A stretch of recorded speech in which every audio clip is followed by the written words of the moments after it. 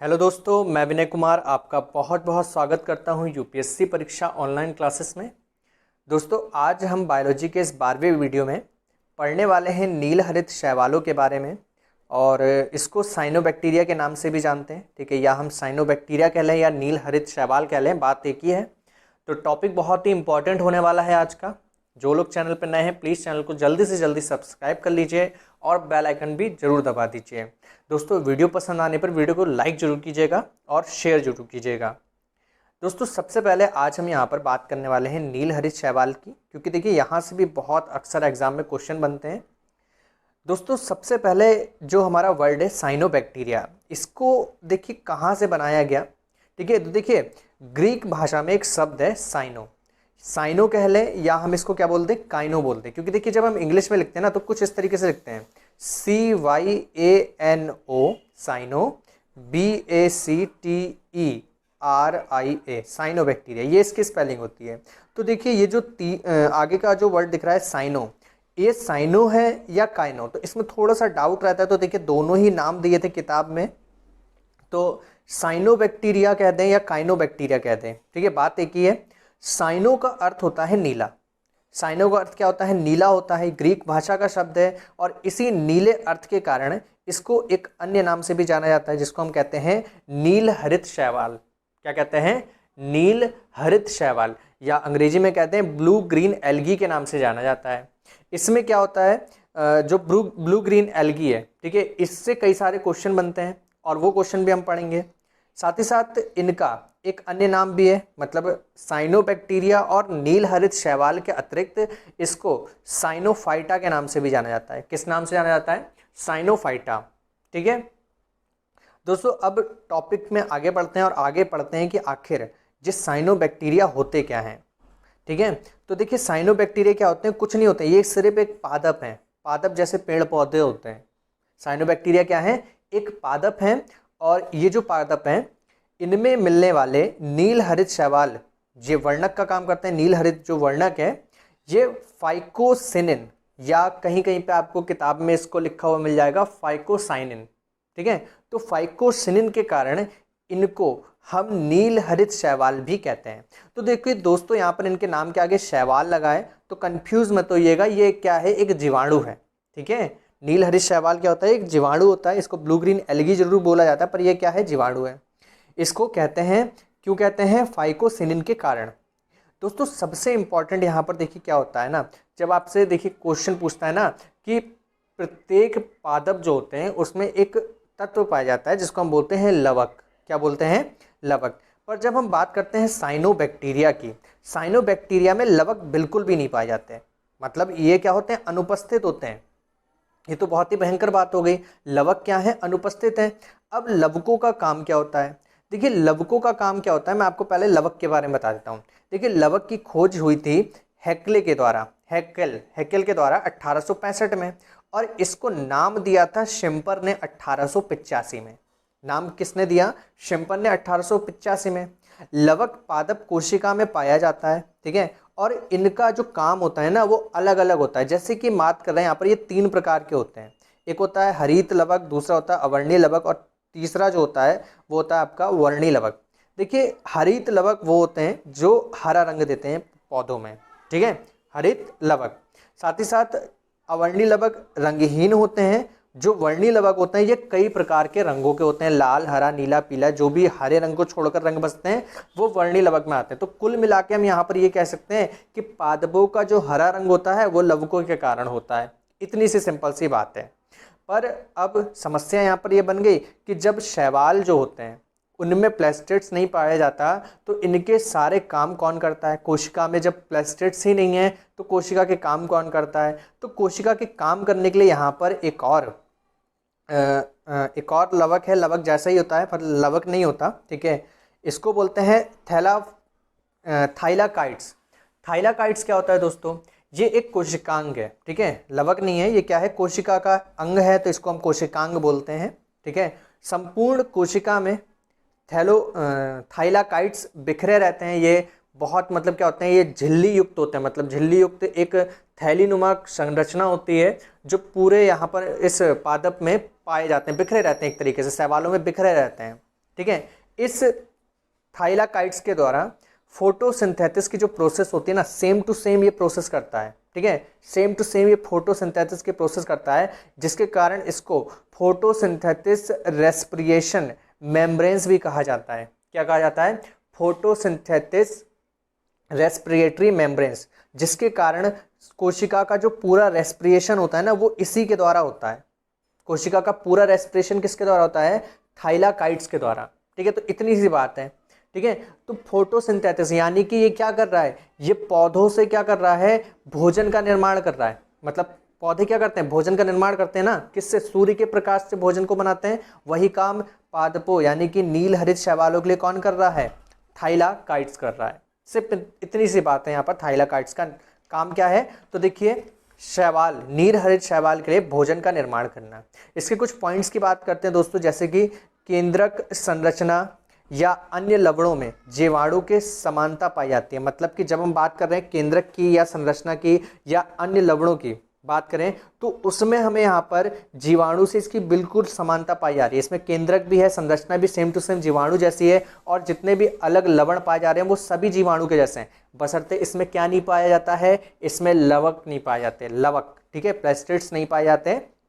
नील हरित शैवाल जीवाणुओं का एक संघ बनाता है। मतलब कि किस में रखे जाते हैं? संघ में बनते हैं। नील हरित शैवाल एक जीवाणुओं के संघ के रूप में इसे विस्तृत करता है। साथ ही साथ नील हरित शैवाल के जीवाणु प्रकाश संश्लेषण से स्वयं ऊर्जा उत्पन्न करते हैं, ठीक है। तो अभी मैंने बताया था किसके कारण उत्पन्न करते हैं ऊर्जा?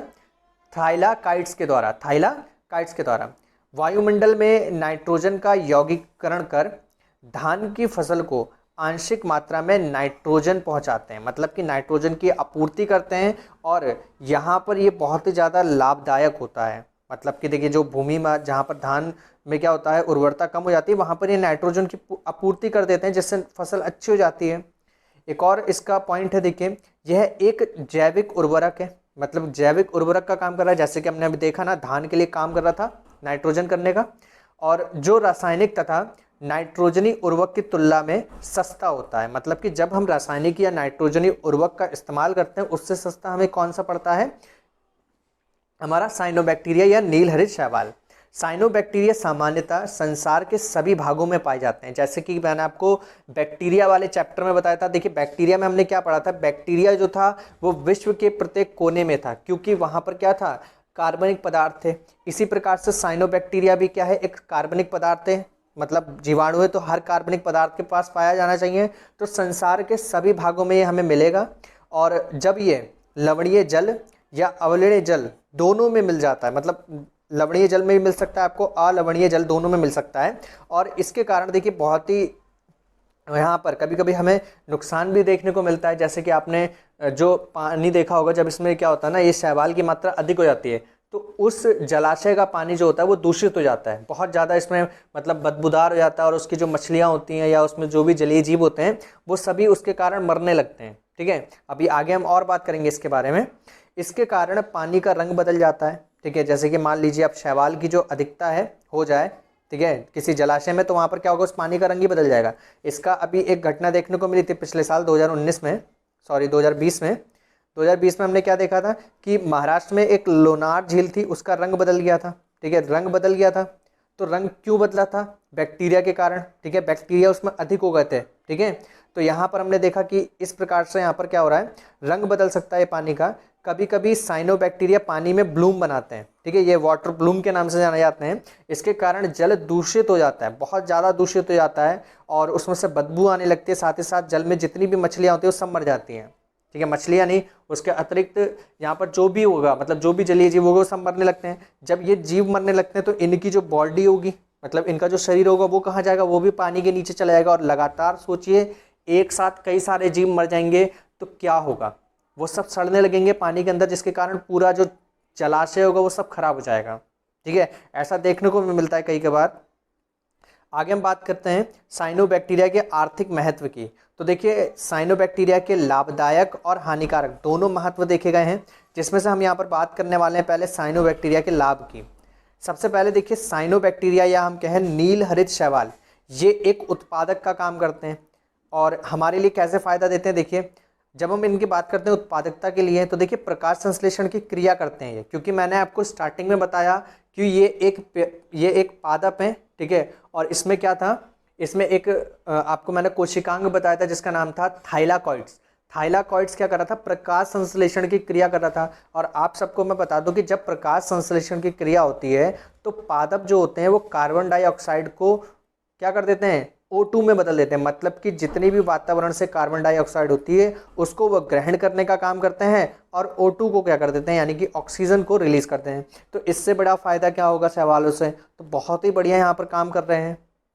इसके बाद हम बात करते हैं यहाँ पर खाद्य पदार्थ में भी इनका यूज़ किया जाता है। खाद्य पदार्थ में देखिए जब इनका इस्तेमाल होता है तो सबसे ज़्यादा जो इस्तेमाल किया जाता है वो है आपका स्पाइरुलिना। स्पाइरुलिना एक ऐसा नीलहरित शैवाल या बैक्टीरिया है जिसमें 71% तक प्रोटीन होता है, साथ ही विटामिन से भरपूर होता है। इसमें बी कॉम्प्लेक्स विटामिन पाया जाता है और प्रचुर मात्रा में इसमें खनिज पाए जाते हैं। देखिए कैंसर के इलाज में नॉर्मली स्पाइरुलिना का जो अगर आप सेवन करने लगते हैं तो कैंसर खत्म हो सकता है, ठीक है। इसको सुपर फूड की संज्ञा दी जाती है क्योंकि इसके सेवन करने से अधिकांश बीमारियां खत्म हो जाती हैं। क्या होता है, अधिकांश बीमारियां खत्म हो जाती हैं, ठीक है। जलीय जीव है ये, इसको याद रखिएगा, बैक्टीरिया है ये। मैंने आपको बताया था कि बैक्टीरिया 2 टाइप के होते हैं, एक गुड बैक्टीरिया, एक बैड बैक्टीरिया, ठीक है। तो यहाँ पर हम गुड बैक्टीरिया की बात कर रहे हैं।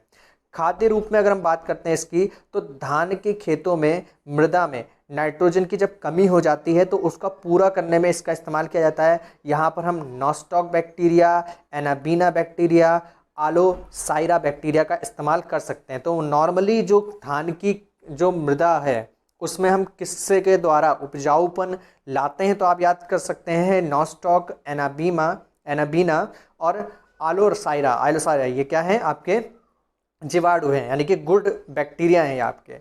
बात करते हैं बैक्टीरिया से होने वाली हानि, मतलब साइनोबैक्टीरिया से होने वाली हानि की।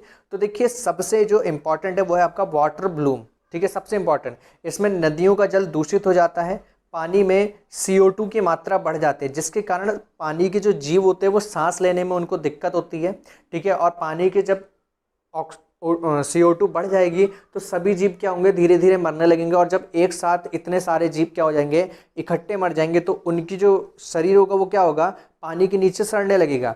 जिसके कारण जब शरीर सड़ेगा तो पानी भी सड़ने लगता है उस जलाशय का। अब पानी सड़ने लगता है तो उसमें से क्या आएगी, दुर्गंध आएगी। और दुर्गंध आएगी, ठीक है, तो जो भी वहाँ पर जीव हैं वो सभी क्या होंगे, लगभग समाप्त हो जाएंगे। और इस प्रकार पानी जो होगा वो विषाक्त यानी कि जहरीला हो जाएगा, जिसके सेवन से आपकी मृत्यु भी हो सकती है। तो इस प्रकार से यहाँ पर वाटर ब्लूम को हम देख सकते हैं। आपने एक चीज़ देखी होगी, महाराष्ट्र में स्थित एक लोनार झील है जहाँ पर उसका अभी पिछले साल 2020 में जो रंग था वो कैसा हो गया था, गुलाबी हो गया था। तो देखिए यहाँ पर हालो आर्चिया जीवाणु के कारण, ठीक है, क्या हुआ था, इसका रंग नीला हो गया था। और हालो आर्चिया जीवाणु की यहाँ पर एकदम से संख्या बढ़ गई। मतलब इन जीवाणु की जब एकदम से संख्या बढ़ गई तो ये जीवाणु पूरे उस लोनार झील में क्या हो गए, फैल गए। जिसके कारण इतने जीवाणु होने के कारण उस पूरी झील का रंग कैसा हो गया, गुलाबी हो गया। और यहाँ पर देखिए ये गुलाबी रंग पैदा करता है ये जीवाणु, इसी कारण से क्या होता है, इसका जो रंग होता है वो गुलाबी हो जाता है। इसको भी याद रखिएगा। आगे बात करते हैं पानी की टंकियों का क्षरण। पानी की टंकियों में क्षरण क्यों होता है, देखिए पानी का स्वाद खराब हो जाता है इसके द्वारा, ठीक है। बैक्टीरिया के कारण संक्रमण का भी भय बना रहता है, ठीक है। तो पानी की टंकियों में भी क्या होता है, कुछ समय तक अगर पानी वहाँ पर जमा रहे तो वहाँ पे भी शैवाल यानी कि बैक्टीरिया आ जाता है, जिसके कारण पानी का जो स्वाद होता है खराब हो जाता है। और वहाँ पर हमको जैसे ये रहता है कि कोई संक्रमण ना हो जाए। जैसे कि आपको यहाँ पर मैं बताता हूँ एक और चीज़, यहाँ पर अफ्रीका और एशिया के मध्य में एक लाल सागर स्थित है, ठीक है। आपने देखा होगा लाल सागर एशिया और अफ्रीका के मध्य में स्थित है, हिंद महासागर की एक खाड़ी में पड़ता है, ठीक है। इसका रंग कैसा है, लाल, ठीक है। तो लाल सागर का रंग किसके कारण लाल होता है, तो देखिए ये बैक्टीरिया है ट्राइकोडेसियम, ठीक है, एरीथ्रियम।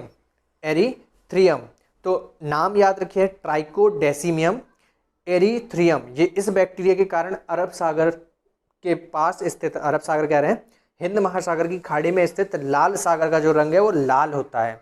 तो दोस्तों आज हमने इस वीडियो में इतना ही ख़त्म करना है और कल आपको मिलते हैं नए टॉपिक के साथ। वीडियो को लाइक कर दीजिए, चैनल को सब्सक्राइब कर लीजिए और कल ठीक 3 बजे तैयार रहिए नए वीडियो के साथ। आज के लिए इतना ही, धन्यवाद, बाय बाय।